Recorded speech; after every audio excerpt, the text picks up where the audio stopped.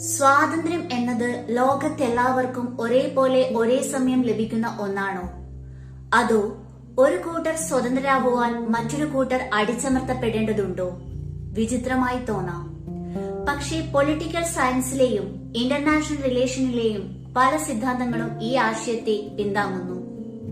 ഒരു വിഭാഗത്തിന്റെ സ്വാതന്ത്ര്യം നിലനിൽക്കുന്നത് മറ്റൊരു വിഭാഗത്തിന്റെ അടിമത്തത്തെ ആശ്രയിച്ചാണ് എന്നാണ് ഈ സിദ്ധാന്തങ്ങൾ പറയുന്നത്. സോഷ്യോളജിസ്റ്റായ സിഗ്മണ്ട് ബോമാൻ പറയുന്നത്, ചിലരുടെ സ്വാതന്ത്ര്യത്തിനു വേണ്ടി, ചിലരുടെ ലാഭത്തിനു വേണ്ടി മറ്റു ചിലർക്ക് ആശ്രിതരായും അടിമകളായും കഴിയേണ്ടി വരുന്നു.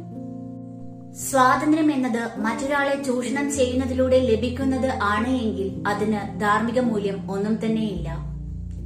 ഫെമിനിസ്റ്റായ കരോൾ പറ്റേമാൻ പറയുന്നത്, ചരിത്രപരമായി പുരുഷന്റെ സ്വാതന്ത്ര്യം സ്ത്രീകളുടെ അടിമത്തത്തെ ആശ്രയിച്ചിരിക്കുന്നു.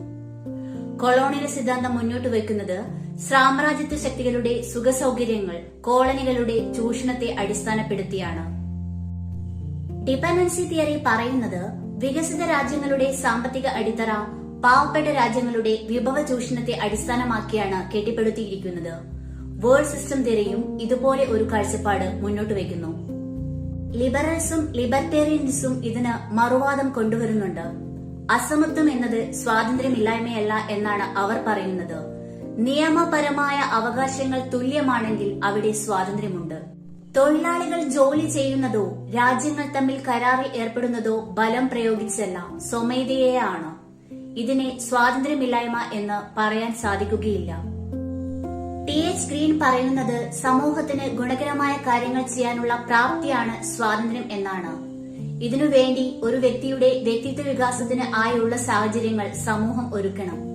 അമർത്യ സെൻ തന്റെ കേപ്പബിലിറ്റി അപ്രോച്ചിലൂടെ ഇതിന് സമാനമായ ആശയം മുന്നോട്ട് വയ്ക്കുന്നു. ഒരാൾ സ്വന്തം ഇഷ്ടപ്രകാരം മറ്റൊരാളെ ആശ്രയിക്കുന്നത് സ്വാതന്ത്ര്യ ലംഘനമല്ല. എന്നാൽ സാഹചര്യങ്ങളുടെ സമ്മർദ്ദത്താൽ അങ്ങനെ ചെയ്യുന്നുവെങ്കിൽ അവിടെ സ്വാതന്ത്ര്യം എന്നത് ലംഘിക്കപ്പെടുന്നു. സ്വാതന്ത്ര്യം എന്നത് വെറുമൊരു വാക്കല്ല, അത് അധികാരവുമായും സാമ്പത്തിക വ്യവസ്ഥയുമായും ആഴത്തിൽ ബന്ധപ്പെട്ടിരിക്കുന്നു. കൂടുതൽ വിശദമായ ക്ലാസുകൾക്ക് ഞങ്ങളെ ബന്ധപ്പെടുക. Thank you.